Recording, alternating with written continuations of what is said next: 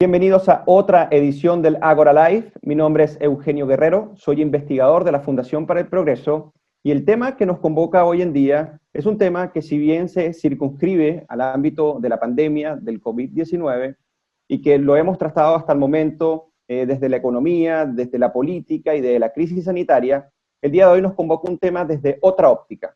Y esta óptica no es más que poder insertarnos en el mundo del orden civilizado, de las sensaciones, las emociones y aquellos comportamientos que en la interacción social normalmente desempeñamos en la vida civilizada, pero también en la vida que no es tan normal como los ámbitos de la pandemia que hoy en día afecta al mundo.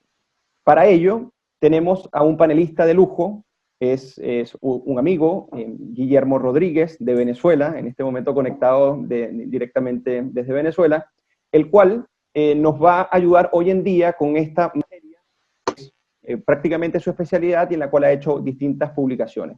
Procedo rápidamente a resumir el extenso currículum de Guillermo Rodríguez. Guillermo es profesor, es escritor de diversos libros, es doctor en ciencias económicas, y entre los libros que ha publicado Guillermo van desde el análisis económico, el análisis de la teoría económica, desde el campo petrolero hasta la estructura del capital, pasando por el comercio exterior y llegando a ámbitos como historia de las ideas y libros que se titulan como Civilización y Orden Espontáneo. Otro libro muy famoso de Guillermo, que es Libres de Envidia, la legitimación de la envidia como axioma moral del socialismo, que es un libro que inició primero como un ensayo que se publicó en Caminos de Libertad y que ganó el premio Mejor Ensayo en el 2012, y que años después se publica este libro, y a partir de allí ha venido una intensa investigación sobre este tema, el orden civilizado, los comportamientos humanos, pero fundamentalmente cuáles son esos miedos, incertidumbres que normalmente siempre están en este orden civilizado y que ponen en peligro incluso nuestra vida en libertad y nuestra vida en democracia como tal. Entonces, Guillermo, saludarte y agradecerte tu presencia en este programa. ¿Cómo estás?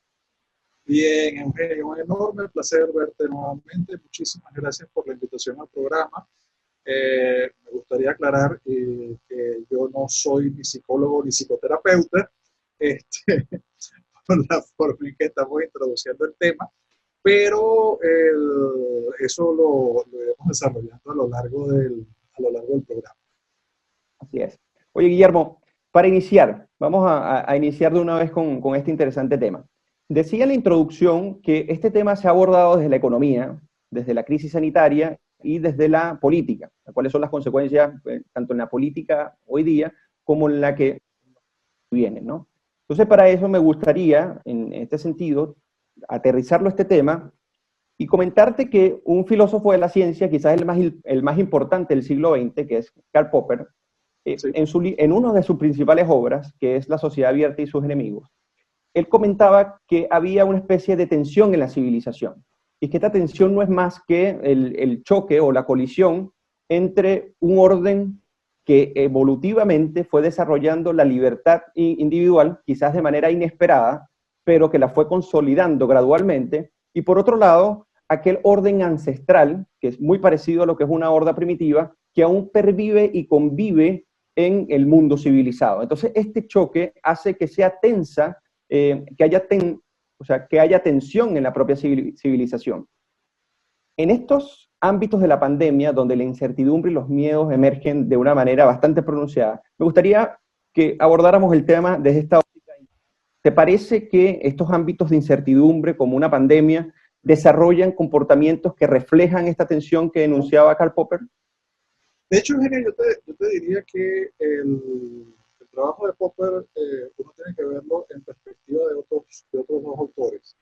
Uno que es un autor muy importante y hay que tomar no solamente muy en serio, sino seguir muy en serio y de forma muy cercana, que es el economista Friedrich Hayek. Hayek, además de economista y premio Nobel de Economía, fue un gran estudioso de la teoría política y de lo que hoy en día llamamos neurociencia. Y al conectar el conocimiento en todas estas áreas, terminó por desarrollar una teoría evolutiva del orden social en la cual logra explicar detalladamente esa idea que enuncia Popper. Lo que nos explica Hayek es que el ser humano, o en la sociedad humana y en cada ser humano, conviven al mismo tiempo, o no conviven, coexisten dos códigos morales que operamos con ambos al mismo tiempo y saltamos de uno a otro dependiendo de una serie de factores circunstanciales. Un código moral, que es el código moral de las relaciones impersonales de la civilización, un código moral que emerge hace, esto sería muy discutible, pero entre 10 y 20 mil años, yo sé que el rango es enorme, pero estimamos que quizás hace unos 12 mil años comienza a cambiar el orden de la sociedad humana, o recientes descubrimientos arqueológicos y antropológicos nos dicen que podría ser más atrás. Sin embargo, el problema del cuándo no afecta el problema del qué. Y el problema del qué es que la forma de organización de la sociedad humana durante cientos de miles de años, desde que los Homo sapiens evoluciona como especie, son grupos muy, muy pequeños que operan en eso que Popper llama la horda primitiva. Pero es que no es la horda primitiva, es un orden tribal mucho más pequeño que lo que normalmente entenderíamos por una horda, o por lo menos los antropólogos entenderían por una horda, y es algo muy similar a un grupo de chimpancés. De hecho, las formas de organización social del ser humano más primitivo, del Homo sapiens más primitivo, son casi imposibles de diferenciar de la forma de organización social e incluso de la tecnología del chimpancé actual. Ahora, como el ser humano tiene un cerebro un poquito más grande, bueno, un cerebro un poquito más grande. De hecho, como el ser humano tiene una corteza cerebral un poco más grande que la del chimpancé, somos el animal más inteligente que existe entre los que conocemos. Eh, Nuestra capacidad de aprender, de desarrollar nuevas redes neuronales, nuestra capacidad de descubrir, es mayor que la de cualquier otra especie. Eso significa que nuestra inteligencia tiene unas peculiaridades que nos permiten desde no solamente desarrollar tecnología, no somos la única especie capaz de desarrollar tecnología, pero sí es capaz de desarrollar tecnología compleja hasta desarrollar la capacidad de la experimentación social a gran velocidad. Y eso, curiosamente, sin ningún cambio biológico conocido, casi no lo aprovechan nuestros antepasados durante probablemente casi 300.000 años, y en un momento comienzan a evolucionar en el orden social nuevas ideas y nuevos cambios que introducen lo que los filósofos llaman la individualidad. Es decir, el concepto de la propiedad de sí mismo, el concepto del individuo acerca de su propia ser y de su propia existencia. Desde eso, probablemente el hombre primitivo se percibe a sí mismo fundamentalmente como parte de un todo, que es un pequeño grupo tribal. Y esto lo puedes ver por el lado de la antropología. Hay un trabajo maravilloso del gran sociólogo alemán Helmut Schmidt, que hace una profunda revisión antropológica de este problema. De hecho, el trabajo se llama La envidia, una teoría del orden social, pero lo importante en este caso es que tú encuentras cosas como que en los idiomas de los grupos más primitivos que todavía existen, o en los que se han estudiado, grupos que ya no son tan primitivos, pero que lo fueron, la palabra que se aplica al miembro del grupo es la palabra que en un lenguaje más avanzado significa humano o ser humano. ¿Sí? Es decir, que la palabra que utilizamos para referirnos a persona o a ser humano solamente se puede aplicar correctamente, de forma gramaticalmente correcta, con significado apropiado, al propio miembro del grupo, mientras que el resto de los seres humanos no son considerados ni siquiera seres humanos. Y esto es cierto en la mayoría de los lenguajes muy primitivos. Y además, eso te lleva a desarrollar o a comprender dos cosas. Existen dos grandes temores ancestrales en el hombre primitivo que evolutivamente le fueron muy útiles para funcionar como un grupo pequeño, sometido a las grandes amenazas de la naturaleza, con una tecnología insignificante, con un conocimiento acumulado también insignificante y unas condiciones de vida miserables, pero sin embargo, para sobrevivir, siendo además, vamos a detenernos por un instante, o sea, el ser humano, desde el punto de vista biológico, es uno de los animales más débiles que existe para su tamaño. O sea, la relación entre nuestra capacidad cinegética para cazar, nuestra velocidad de movimiento, pues quizás nuestra resistencia en distancias largas, pero pero en general es algo tan sencillo como si tú enfrentas, considera los tamaños de los dos mamíferos. Si tú enfrentas a un Homo sapiens en perfecto estado de salud, o sea, un físico-culturista o un luchador desnudo contra una rata, la rata tiene las mayores probabilidades de ganar la pelea. Claro, estamos hablando de un animal bastante grande. Somos, decía Juan de Mariana, en el siglo XVII, que somos el animal más débil y pobre y miserable que existe cuando llegamos al mundo. Y solamente el orden social es el que nos permite sobrevivir, evolucionar, prosperar y convertirnos en la especie dominante del planeta. Guillermo, quería preguntarte con base a esto último que acabas de exponer con bastante detalle. A pesar de que en el orden social hemos logrado superar ciertas dificultades y que a pesar de esas dificultades hemos conseguido en cierto sentido poder adaptarnos, hay una especie de reacción contra la globalización, no ahora, esto se viene desarrollando, creo que ha existido siempre desde que la globalización ha podido manifestarse, pero hasta hace poco se manifestaba de manera, y hoy en día es muy acentuado. Y una de las grandes acusaciones que se realiza es que gracias a la globalización entonces se propaga la pandemia, ¿ok? Entonces tú en un artículo que publicaste hace muy poco refutas esa teoría, pero además de refutar la teoría, yo lo que quería preguntarte es que si quizás esta intuición mal infundada, que apunta directamente a acusar a la globalización de la propagación de la pandemia, también se refiere a esos miedos e incertidumbres del hombre que se enfrenta a este orden que es tan complejo, que lo deja absorto, que mira hacia él y todavía no lo entiende y no lo comprende, y en función de ello busca cerrarse en teorías más nacionalistas, más chauvinistas, y que hoy en día lo hemos visto. Bueno, yo te comentaba hace un instante que la clave de esa tensión de la civilización, te decía que hay otro autor que tenemos que tomar en cuenta, aunque es un autor que a duras penas podemos considerar científico, de hecho realmente no podríamos ni siquiera considerarlo científico, que es el padre del psicoanálisis, Freud. Pero Freud tiene intuiciones, Freud a pesar de que tiene un método desastroso y unas ideas terribles y unas teorías prácticamente religiosas y una serie de autoafirmaciones circulares. Sin embargo, tiene intuiciones brillantes. Una de las intuiciones brillantes de Freud es el malestar de la civilización, una idea similar a la de Popper. Y a mí me parece muy brillante porque él lo define como el malestar de la civilización. Es el hombre que se siente fuera de lugar en la civilización. Y es cierto, o sea, yo lo que sostengo es que dentro de cada ser humano coexiste, así como en la sociedad coexisten dos códigos morales, el código moral del hombre primitivo en donde todo el grupo funcionaba en función de unos fines comunes por todos conocidos, y en donde los fines individuales prácticamente no existían, estaban al servicio de ese pequeño colectivo que podía ser así de cohesionado precisamente porque era demasiado pequeño, todo el mundo se conocía cara a cara, tenían unos jefes guerreros conocidos que eran más fuertes, tenían un jefe de casa que era el más hábil, tenían unos respetados ancianos de una avanzadísima edad, con enorme experiencia, una persona que había sobrevivido probablemente unos 18 o 20 años.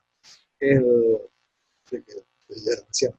El asunto práctico de todo esto es que cuando comienza a emerger la civilización y los seres humanos comienzan a abandonar parte de sus temores primitivos, suceden cuatro cosas. Las cuatro cosas que suceden fue que comienza a extenderse el periodo de vida, comienza a extenderse el número de miembros de los grupos sociales, comienza a haber cada vez mayor interacción pacífica entre grupos sociales, no solamente violenta, eso siempre existió, pero y comienza a haber especialización en conocimiento del trabajo y por lo tanto cada vez más intercambio comercial intragrupos, o sea, dentro de los grupos sociales cada vez más extensos y entre grupos sociales cada vez más extensos. Entonces tenemos evidencias arqueológicas y antropológicas de comercio a larga distancia hace más de 10.000 años. ¿Qué nos dice esto? Esto lo que nos dice es que nosotros tenemos más de 300.000 años de una tradición ancestral de vivir en un grupo pequeño, cerrado. Hayek, por ejemplo, decía, donde se aplicaba el altruismo y la solidaridad. Yo sostengo que en realidad era, sí, por supuesto, altruismo y solidaridad. Pero ese altruismo y solidaridad estaba fundado en dos cosas que en la civilización son vicios, que son la envidia y la xenofobia. La envidia y la xenofobia aplican a los grupos cerrados. Entonces, ¿qué ocurre? El hombre civilizado tiene dentro de sí, dentro de cada hombre civilizado, un salvaje, ese salvaje que solamente podía vivir en grupos muy pequeños, ese salvaje que no tenía concepto de individualidad, ese salvaje que no conocía la tecnología, el comercio, ese salvaje que solamente podía interactuar con la gente que conocía personalmente y que además al resto de los seres humanos apenas se los podía considerar seres humanos. Y Ahora, eso, la civilización es otra historia, porque la civilización, permíteme rápido, la civilización es la interacción pacífica entre los grupos de seres humanos. También violenta, sí, yo no entiendo eso. Pero lo de la violencia es importante porque una vez que emerge la civilización y comienza a evolucionar órdenes sociales espontáneos cada vez más complejos, suceden tres cosas. Las tres cosas que suceden y que son la clave de lo que estamos viviendo son que las diferentes culturas compiten entre sí de forma espontánea. Es decir, quienes desarrollan esas nuevas ideas, quienes desarrollan esas nuevas capacidades, quienes desarrollan esa nueva tecnología, quienes desarrollan ese nuevo orden social, quienes las adoptan, quienes las entienden, crecen en número y en capacidades. Y eso los va a llevar a conquistar, destruir, exterminar o absorber culturalmente al resto de los grupos.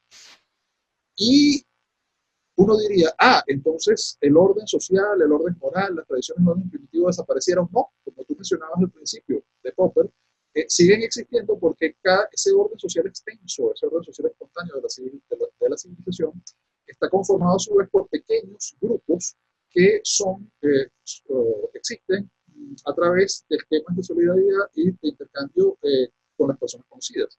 Las familias, los grupos pequeños, las organizaciones comunitarias, toda una serie de orden donde se aplica la antigua moral del grupo primitivo, pero esa antigua moral está subsumida, está incorporada dentro de la moral civilizada, que es la moral del intercambio pacífico con desconocidos, la moral de los contratos, la moral del cumplimiento de la palabra empeñada, la moral del mundo comercial. Y probablemente tú me preguntarías, bueno, ¿qué pasa entonces con la guerra? Bueno, exactamente, la guerra es no otra cosa que el hecho de que se apliquen las soluciones del hombre primitivo a través del poder de la civilización. ahora, Entonces, preguntabas de los temores ancestrales. Disculpa que voy para allá. Lo que pasa con los temores ancestrales es que todavía están ahí y siguen apareciendo y reapareciendo y reapareciendo y reapareciendo en la civilización en diferentes formas. Y los temores ancestrales que estamos enfrentando en este momento clave son dos. O los atavismos ancestrales, son la envidia y son la xenofobia. Y lo que estamos viviendo en este momento es que se potencia la envidia y se potencia la xenofobia por el temor a lo desconocido, que es el otro gran temor ancestral. El temor ancestral del hombre primitivo es el temor del ignorante. Es el temor de aquel que no puede comprender algo demasiado complejo y entonces su solución es gritar hechicería, brujería, perseguirlo, pensar que es algo fuera de control o adorarlo. Y estas tres cosas están sucediendo en este momento al mismo tiempo. Por un lado tenemos que se potencia la xenofobia, por el otro lado tenemos que se potencia las reacciones del resentimiento envidioso, y por el tercer lado se potencia la reacción ante lo desconocido, la búsqueda de explicaciones mágicas las respuestas, yo no diría irracionales, sino primitivas a todo esto. Y eso nos está llevando a que personas que dentro de la civilización occidental han crecido sin entender ni siquiera someramente cómo funciona el orden social en el que vive, que creen que todo lo que les da ese orden social viene dado, que llega por razones mágicas, personas que no están preparadas ni cultural ni personalmente para enfrentar ningún tipo de situación adversa, están chocando frontalmente con la realidad. Además, estamos hablando de casi que un par de generaciones casi enteras que tienen un Dios que es el Estado, y la creencia en una serie de soluciones y ideas nítidas reforzadas en su resentimiento envidioso, que de pronto chocan con un problema real, mientras que durante toda su vida estuvieron tratando de responder a problemas falsos o exagerados. Cuando chocan con este Guillermo, problema real, reaccionan como el primitivo que ante algo que no puede manejar grita hechicería. Eso es lo que nos está pasando en este momento. Guillermo, y llevándote a este punto, último punto que tocaste, como bien sabes, hasta hace poco, estamos hablando de hasta hace 5 meses, 6 meses, había un desprestigio que al parecer era transversal de las principales élites políticas de las democracias occidentales, del modelo propio de las democracias occidentales y de la burocracia que maneja, en cierto sentido, la institucionalidad de estas democracias occidentales. Entonces, en función de este desprestigio, venía como creciendo esta ola populista, ¿no? Que se enfrentaba directamente a este orden internacional liberal y que en ese sentido habría una desconfianza, no necesariamente al Estado, pero sí a ese tipo de élites, y que cuando ahora ocurre la pandemia, se le presenta una oportunidad, una gran oportunidad a estas élites nuevamente para renovar esta confianza hacia ellos. Y al parecer eso es lo que ha ocurrido. El tema es el siguiente y el que te quiero preguntar con respecto a esta adoración que hablas con respecto al Estado. Es interesante que ahora con esta fe renovada en el actuar del Estado, veamos el comportamiento de las personas que es totalmente quizás contradictorio a lo que venía hasta hace unos meses atrás. Esta forma de moldear, o sea, las emociones de un momento a otro, o mejor dicho, esta forma de adaptar la racionalidad a las emociones del momento, es un aspecto bastante notorio de la naturaleza humana, ¿no? Porque esto es un hecho que vemos patente hoy en día en el ámbito del COVID-19 y la pandemia. Bueno, lo que pasa es que hay una paradoja o varias paradojas que eran inevitables. Si tú por un lado tienes unas personas que no que rechazan los valores culturales y los valores morales de la civilización en la que viven, podrían estar proponiendo unos valores culturales y unos valores morales alternos a esa civilización, pero no es así. Es decir, lo que están proponiendo está basado profundamente en la regresión al estadio más primitivo del ser humano, que es el colectivismo primitivo, el cual es inviable desde el punto de vista económico en una sociedad avanzada. Y por cierto, por eso es que todos los socialismos tarde o temprano colapsan. Es absolutamente inevitable. Y todas las formas de totalitarismo, a su vez, también terminan siendo sistemas inviables, sistemas que la idea de la sociedad total, la idea de la aplicación de los objetivos comunes del bien colectivo sobre el bien individual, toda esta serie de cosas que se pueden presentar como muy bonitas, al final son inviables en un orden civilizado, porque no permiten que surja la información que hace funcionar a la civilización. Y la clave de todo esto, insisto, está en el temor a lo desconocido. O empieza por ahí, se refuerza con el resentimiento envidioso y termina encontrando salidas xenofóbicas. De cualquier tipo de forma de salida xenofóbica, pueden ser muy diferentes entre sí. Lo importante aquí es que el temor a lo desconocido empieza con el temor al orden social en que vivimos. El aceptar que el orden social en que vivimos es un orden espontáneo que está más allá de nuestro control, del cual simplemente nos adaptamos, que eso es lo que ha permitido el avance de la propia civilización y un nivel de vida que no existiría sin el grado de libertad que permitió llegar a él, que se desmoronaría ese nivel de vida, es una idea compleja. Y esa idea compleja es profundamente rechazada por gente que cree que puede tener el orden moral y el tipo de orden social de una manada de chimpancés y que va a seguir teniendo iPods. Y no, los chimpancés no fabrican iPods. El problema esencial es ese. Y ese problema, tú lo estás viendo en este momento con qué? Bueno, lo estás viendo con el choque con la realidad. Las personas que piensan así y que son demasiados hoy en día en Occidente son los que, por cierto, el gran economista Carlos Cipolla hubiera calificado de idiotas. Idiotas en el sentido de que sus objetivos o lo que más valoran va en contra de sus intereses objetivos. Pero eso es un detalle muy curioso. Esa es una paradoja. Tenemos generaciones de personas cuyos ideales tienden a su propia destrucción, lo cual es bastante extraño. Por el otro lado, tenemos una pandemia que es un problema real. Entonces, ¿qué nos están diciendo? No, bueno, bueno, por ejemplo, el rockstar de los filósofos marxistas actuales, Zizek, puso de moda aquello de que el capitalismo es el virus. Pero ¿cómo que el capitalismo es el virus? Esto se origina en un totalitarismo socialista. O sea, la República Popular China sigue siendo gobernada por un gobierno totalitario manejado por un partido único, que es el Partido Comunista, que sigue siendo un partido marxista, pero que simplemente a partir de Deng Xiaoping adoptó ciertos mecanismos de mercado bajo un sistema más bien mercantilista y muy bien controlado y muy bien administrado para no perder el control totalitario y sus objetivos de control total, simplemente para tener una economía que funcionase. China estaba saliendo de ser uno de los países más pobres del mundo, que lo sigue siendo.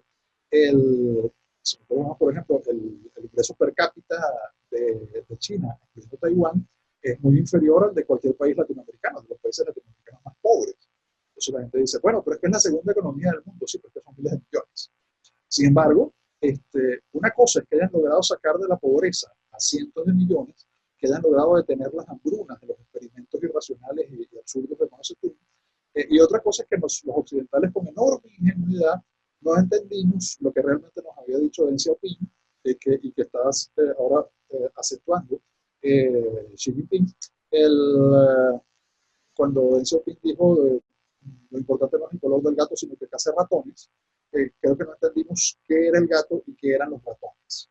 Deng Xiaoping lo que estaba diciendo es que había que salir de los experimentos absurdos, estúpidos de Mao Zedong, que China no podía seguirse hundiendo en una economía cada vez más primitiva y desastrosa, que no podía seguir matando por capricho en hambrunas a cientos de millones o a decenas de millones, porque eso estaba impidiendo convertir a la República Popular China en una potencia de proyección global, como fue en su momento la Unión Soviética, que además si la Unión Soviética había colapsado era porque su economía era demasiado débil. Así que había que adoptar mecanismos, elementos de gestión y elementos del capitalismo, que es la economía, la única forma económica que funciona, el único orden económico que funciona, pero usarlos como base, soporte y sostén de un sistema totalitario que siguiera teniendo el objetivo del control social total. Yo personalmente pienso que esto también es una utopía, ¿no? Pero indudablemente, si la Unión Soviética duró 70 años con un sistema económico todavía peor, con un sistema económico medianamente viable o más bien mercantilista, pues puedes tener mucho más poder para intentar llevar a cabo el totalitarismo a largo plazo y puedes convertirte en una potencia. ¿Por qué menciono Guillermo, esto? Dime. quería preguntarte respecto o sea, al efecto internacional que ha tenido China en esta expansión en globalización, pero que justamente eso, o sea, adecuar un sistema, como bien habías comentado, o sea, entender bien el gato y el ratón en este sentido, en las palabras de Deng Xiaoping. Y ahora, pero vemos también por el lado de democracias occidentales consolidadas, hacer apología incluso a esta forma de ejercer podríamos decir, o sea, o la manera de gobernar o de llevar las instituciones de un país. Entonces, en ese sentido, quería llevarte a otra pregunta, quizás complementando un poco con esta, de que si para ti, o sea, en el análisis que has hecho del orden social, ¿no te parece que el optimismo que tiene Occidente y sus democracias no representa en cierto sentido también parte de su fragilidad?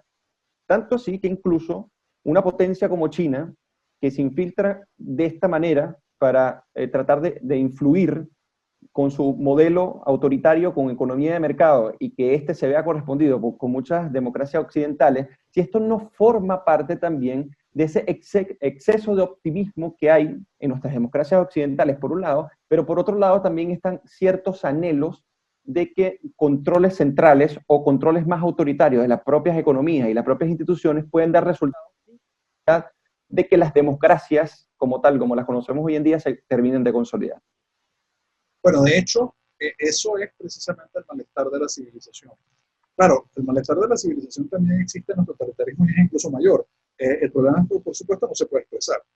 Precisamente por eso son sistemas totalitarios. Pero hay un punto muy importante.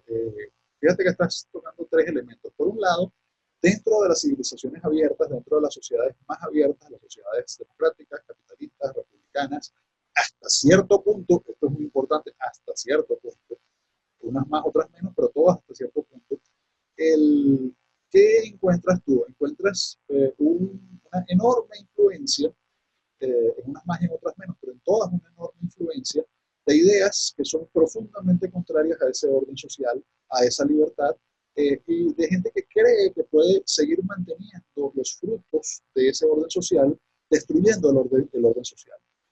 Yo recuerdo que José Ortega y Gasset, el filósofo español, decía que una civilización no es un árbol, o sea, no vas a seguir teniendo las frutas si no sostienes lo que sostiene la civilización. Y Ortega y Gasset, a pesar de que en muchos sentidos era un liberal, no era un hombre que entendía la economía de mercado. Sin embargo, como filósofo entiende el concepto. El problema aquí es que tenemos eso en Occidente donde hay libertad. Donde no hay libertad y donde hay totalitarismo, tenemos sistemas, como China, que estudiaron los problemas del colapso soviético, estudiaron los problemas de su propia debilidad dentro del maoísmo, del desarrollo del marxismo, y buscaron soluciones prácticas a tener una economía más eficiente y poderosa, y asumieron enormes riesgos. De hecho, no han dejado de ser leninistas. Lenin decía un paso atrás, dos adelante. Lo que pasa es que también son chinos. Y con esto me refiero a que algo que es común en la civilización china es la visión de largo plazo. Esto tiene mucho que ver con las grandes filosofías chinas, con el taoísmo, con el legalismo, con el confucianismo. Pero la idea de la visión de largo plazo aquí es que va a ser un gran paso atrás para intentar dar dos gigantescos pasos adelante. De hecho, lo que propone Deng Xiaoping es dar un gran paso atrás, un gigantesco paso atrás, adoptando mecanismos capitalistas para ahora sí, en serio, poder dar el gran salto adelante que pretendió dar Mao de una forma totalmente idiota. A costa de decenas de miles de vidas y de una hambruna espantosa. Entonces dice, no, vamos a usar los mecanismos de mercado, vamos a solidificar nuestro totalitarismo, vamos a tomar las herramientas de Occidente, vamos a copiar, vamos a comerciar, vamos a tener empresas privadas, pero quienes manejen esas empresas privadas tienen que ser miembros del partido. Vamos a tener empresas medianas, pero quienes manejen empresas medianas privadas tienen que ser personas que han sido calificadas por el gobierno de patriotas, con un sistema de control social muy estricto. Y bueno, las empresas pequeñitas que jamás van a crecer porque no se los vamos a permitir, si puede ser de cualquiera, casi que está bien. Es decir, tú tienes un sistema profundamente mercantilista. Además, recuerda que la República Popular bajo Mao se convierte en una sociedad de castas, y esto es una cosa que casi nadie sabe, casi nadie estudia, muy pocas personas, pero sí, realmente es una sociedad de castas. De hecho, lo que estalla durante la gran revolución cultural es el problema de la sociedad de castas. Entonces, claro, eso es lo que desarrolla un intenso comercio con el resto del mundo, y esto es muy peligroso para ellos, porque comerciar intensamente implica dar un cierto grado de libertad interna a la gente, bajo todos estos esfuerzos de control. Pero también implica adoptar las herramientas tecnológicas y el desarrollo de esa globalización para aplicar nuevos mecanismos de control social y desarrollar un tecnototalitarismo sumamente eficiente, que yo siempre he dicho que a veces la literatura nos permite explicarnos más rápido, aunque tiene el problema de que tienes que haber leído el libro. Lo que están tratando de desarrollar, y están desarrollando de hecho los chinos, es una distopía que sería la combinación de dos famosos libros, que son 1984 de Orwell, de George Orwell, sí. Y Un Mundo Feliz. Sí, claro, de Huxley, sí. Exactamente, pero es una mezcla de las dos cosas. Y oye, por lo menos en este momento les está funcionando el tecnototalitarismo. Ahora, yo lo que me permito decirte rápido, si me das, antes de hacer la siguiente pregunta, un instante, es que ¿a qué estamos llegando? Estamos llegando a que tener ese intenso comercio y ese intenso intercambio con una sociedad que sigue siendo totalitaria nos ha expuesto a unos riesgos gigantescos. Porque esa sociedad que sigue siendo totalitaria sigue teniendo reflejos totalitarios, sigue ocultando información, sigue escondiendo los problemas, sigue reaccionando como reaccionaron los soviéticos ante la crisis de Chernobyl y ante muchas otras crisis anteriores. Y eso fue lo que provocó la pandemia. Y no solamente eso, porque tú mencionabas antes su enorme influencia cultural cada vez más grande y además política en Occidente y en las grandes burocracias transnacionales, la OMS, es algo de lo que deberíamos hablar. Claro. Ha llevado esto a una situación que pudo haber sido controlada con relativa facilidad en su fuente, en su origen, lo ha convertido en una pandemia mundial. Y no es la globalización, es el totalitarismo. La globalización no escondió la información. La globalización no persiguió a los médicos que revelaron la crisis. La globalización no envió presos a las personas que estaban tratando de advertir. La globalización no declaró que la pandemia no se transmitía de persona a persona. La globalización no declaró antes, a mediados de enero, por Dios, a mediados de enero, la Organización Mundial de la Salud diciendo que no se transmitía de persona a persona. Y que no se debían hacer restricciones de vuelo. La Organización Mundial de la Salud todavía en febrero diciendo que no se deberían usar protectores en la población en general. Ahora, compara eso con una sociedad abierta, con una democracia, que Claro, también nada que ver. forma parte de la gran cultura china, que es Taiwán. Es una democracia y una verdadera economía de mercado. Como también forman parte de esa gran cultura china, conocen a Sun Tzu y saben que tienen que entender a su enemigo. Como siempre entienden a su enemigo, cuando vinieron los primeros signos de que se estaba ocultando información acerca de una nueva pandemia, se lo tomaron en serio. Como se lo tomaron en serio, Claro. están en los países que mejor ha reaccionado y que mejor ha reaccionado desde el punto de vista sanitario y desde el punto de vista económico. Guillermo, mira, ahora que nos quedan, o sea, no nos quedan tantos minutos para seguir compartiendo estos temas que yo creo que son temas que dan cada uno para una hora, ¿no? Yo quiero traerte ahora a Chile, o sea, me gustaría que hacer un par de cosas y que con base en ello lo comentemos, porque tú sabes que en Chile, acá, desde el 18 de octubre del año pasado, hemos tenido una reacción bastante violenta contra el orden institucional que le ha permitido a Chile, en cierta medida, ser la economía más próspera y la democracia más consolidada, o sea, mayormente consolidada en la región. Y lo hemos visto de una manera bastante pronunciada que solamente se detuvo en cierta manera por el efecto de la pandemia. Ya venía en cierta manera debilitándose, pero eso no significaba que en el proceso constituyente quizás otra vez emergiera.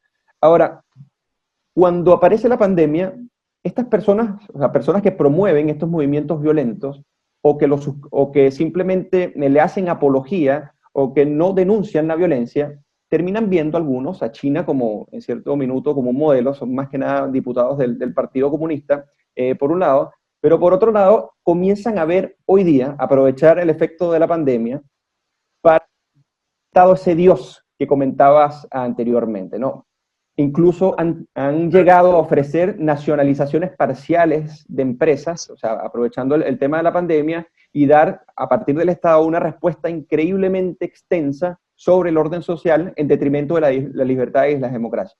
Lo que está ocurriendo en el mundo, o sea, lo que ocurría antes de la pandemia, pero también estos sentimientos y anhelos en extender la actividad del Estado por encima de las personas se ve ahora reforzado y Chile no es una excepción. Incluso ha venido antes de la pandemia, en la pandemia y posiblemente continúe así cuando se acabe esta tragedia del COVID-19. Bueno, porque estamos hablando de un problema cultural. Fundamentalmente estamos hablando de el choque de creencias con la realidad. Es decir, yo te podría decir cosas que tú sabes perfectamente. Vamos a empezar por el principio. Chile es lo más próximo a una economía de mercado y a un Estado de Derecho que tiene Latinoamérica. Yo diría que Chile todavía tiene un Estado de legalidad, no es realmente un Estado de Derecho, pero bueno, eso es un tema. Sin embargo, es lo más cercano. Y por lo tanto, es la economía más exitosa de Latinoamérica. Sin embargo, existe un enorme consenso cultural, gigantesco consenso cultural que cubre todo el espectro político chileno, no solo a la izquierda, e incluso que cubre hasta algunos liberales y libertarios chilenos. Tan extremo es ese consenso cultural que llega hasta esos minúsculos sectores, de rechazo al modelo chileno. Y esto es realmente absurdo.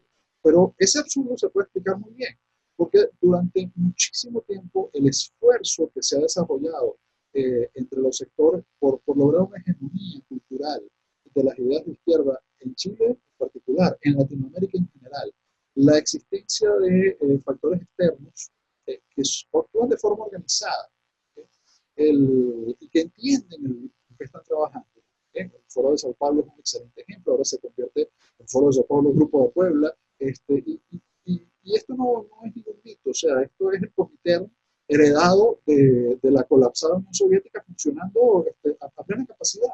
Y funcionando a plena capacidad porque se trata no de un problema de mandar agentes o de película de espías, se trata de un problema de influir sobre la cultura e influir sobre grupos políticos muy disciplinados, muy organizados, incluso fanáticos, que son capaces de influir sobre el resto de un espectro político. Eso crea los frentes populares y las estructuras. Y por supuesto, si tú logras que las personas no entiendan de dónde proviene el éxito de la sociedad en la que viven, y además se sientan insatisfechos con su posición y con sus resultados dentro de esa sociedad, tú vas a potenciar todos los factores que estimulan la medida del resentimiento. Las personas que están profundamente ancladas en la medida del resentimiento no aprovechan el orden social en el que viven, sino que tratan de destruirlo y lo rechazan. Y esto es muy fácil. O sea, esto en un par de generaciones se puede lograr. El problema esencial que nosotros que vemos con la situación de Chile es ese. Ahora, a mí me encanta el choque con la realidad que los ha traído la pandemia. Yo veía recientemente a una de estas activistas, artistas además, chilena, que se quedó encerrada en su paraíso, lo que ella quiere que Sí. Chile, que fue en Cuba, además exigiéndole al gobierno de Chile que ella quiere derrocar y destruir y sacar y convertirlo y llevarlo a modelo de Cuba, que la sacara de ese infierno, ¿okay? Porque no tenía ni siquiera jabón. Y estamos hablando de una señora que tiene la capacidad de pagar en Cuba, todavía tiene la capacidad de pagar 30 euros, 30 dólares mensuales por una habitación. Pero claro, de pronto chocó con la realidad de lo que significa el socialismo. Si estuviera en Venezuela estaría peor, te digo. Pero el asunto práctico de todo esto es que lo que están enfrentando es un relato con la realidad. El relato es que, por ejemplo, que los chinos manejaron maravillosamente la pandemia. Esto es falso. O sea, la pandemia pudo haberse detenido, pudo haber sido una epidemia en Wuhan y no haber salido de ahí si no hubiera sido por el desastroso manejo, la censura, el totalitarismo, el ocultamiento del gobierno chino, además, o el totalitarismo chino, de la dictadura china, apoyado descaradamente por el presidente de la Organización Mundial de la Salud, que ni siquiera es médico. Por primera vez en la historia, gracias a la influencia china en las Naciones Unidas, tenemos que el presidente de la OMS lo que es un filósofo marxista. ¿Sí? No tiene absolutamente, y que en su historial político en Etiopía no es un currículum, sino un prontuario. Pero es un prontuario criminal. Pero el punto importante de todo esto es que eso lo convierte en héroes, eso lo convierte en solución. ¿Dónde está la solución? Los países que mejor han respondido a esta emergencia son los países con economías más abiertas, con mayor capacidad de ahorro, con impuestos más bajos, con economías de mercado, con gobiernos responsables, países que sí creen en su propia cultura y en su propia libertad, en donde esas ideas desastrosas de la izquierda no son tan enormemente amplias. Y te pongo de ejemplo Taiwán, porque Taiwán es China. O sea, Taiwán es parte de la cultura china. ¿Sí? Y sin embargo, ahí sí pueden tener una democracia. La gran mentira de que los chinos no pueden vivir en democracia, bueno, como viven en democracia en Taiwán, en república, en economía de mercado, sin las restricciones del totalitarismo. Y funcionan mucho mejor y son mucho más ricos y son mucho más prósperos. Y están enfrentados desesperadamente con el mundo traicionándolos y dejándolos de lado a una potencia. Sin embargo, ahí están, de pie, y funcionan mejor. Pero funciona mejor Suiza que Italia. Funciona mejor la respuesta de Alemania que la de España. O sea, mientras tú vayas hacia economías más libres, vas a tener una mejor respuesta. Pero esa realidad, que trato de resumir de esa forma, la transforman con un relato de una serie de mentiras, de falsificaciones. Y decía el ministro de propaganda del Tercer Reich, Joseph Goebbels, que si tú repites suficientes veces un conjunto de mentiras coherentes, terminas por transformarlas en verdad en la mente de la gente. Eso lo han resumido un poquito diciendo que la mentira mil veces repetida se vuelve verdad. Ese es el truco. El truco consiste en meterle en la cabeza a sus propios seguidores un relato que falsifica totalmente la historia, la realidad y el presente, y hacer que lo repitan tanto que se dé por hecho. Y eso es lo que hay que combatir, básicamente, primero con las teorías ciertas y segundo con la realidad objetiva. La realidad objetiva es que mientras más grandes, poderosos, extensos son los estados, peor han respondido a la emergencia de la pandemia. Claro. Mientras menos creen en los valores de la civilización, de la libertad, de la sociedad abierta, las poblaciones peor han respondido ante una crisis real. Mientras menos ahorro personal y social y gasto hay en el Estado, peor han respondido las pandemias. Lo cierto es que las versiones blancas del socialismo, las versiones bonitas del socialismo, el estado de bienestar ha respondido de forma desastrosa a una pandemia, mientras que estados más libres, Guillermo, muchísimo más libres y sin ese tipo de extensión, han respondido de forma muchísimo más eficiente. Claro. Y lo que permítame determinar esto, muchísimo más humana, porque en los estados de bienestar están sacrificando población y no en función del bienestar colectivo, sino en función del interés electoral de ciertos sectores políticos. Mientras que en los estados donde hay más capacidad de ahorro, donde son más libres, donde los estados son más pequeños, donde los costos son más bajos, la respuesta humana de la sociedad y de los propios gobernantes ha sido profundamente superior. Y Claro. esa es la realidad. Lo otro es un relato. Lo otro es un relato Guillermo, absolutamente falso. Si el relato se impone en Chile, Chile, la estructura, o sea, el orden político chileno va a involucionar hacia algo muy similar al desastre del desorden político que tiene en este momento Argentina desde hace décadas. Y por ese camino puedes llegar a un desastre económico como el de Venezuela. claro. Oye, Guillermo, lamentablemente hemos llegado ya al final del Agora Live y bueno, agradecerte por compartir con nosotros reflexiones tan importantes, bueno, podríamos decir, tan integrales, ¿no? Porque se abordan de distintos tópicos, ¿no? Que van desde la economía hasta la sociología, la antropología cultural y reflexiones muy interesantes. Esperamos tenerte, bueno, en una próxima oportunidad por acá en el Agora Live. Y bueno, invitar a todas las personas que nos lograron ver, sintonizando al Agora Live 2 veces a la semana, entregándole esta información. Pueden enterarse por nuestras redes sociales y hasta una próxima edición. Muchas gracias. Gracias a ti por la invitación y realmente es un enorme placer tener una entrevista con alguien que es capaz de hacer preguntas tan inteligentes porque realmente sabe